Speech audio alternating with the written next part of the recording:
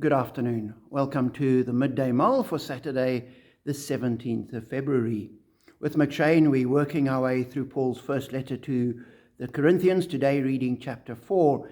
And in verse 3, Paul says the following: I care very little if I am judged by you or by any human court. Indeed, I do not even judge myself. My conscience is clear. But that does not make me innocent. It is the Lord who judges me. Therefore, judge nothing before the appointed time. Wait until the Lord comes.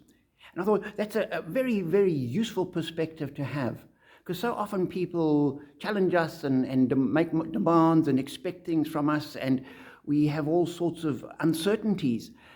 And as Christians, we say, actually, we're answerable to God.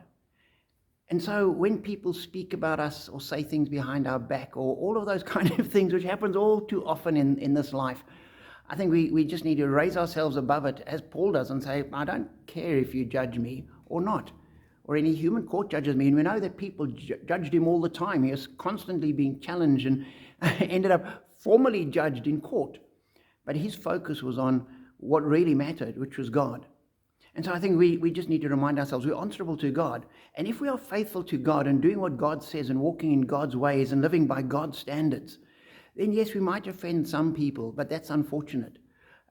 If people are aligned with God, they won't be offended by what we say and do and how we live.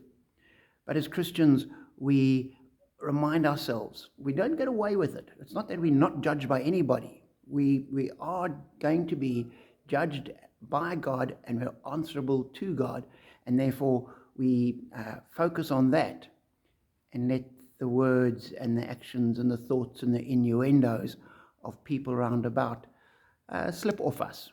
We might listen to them, but we don't take them too seriously.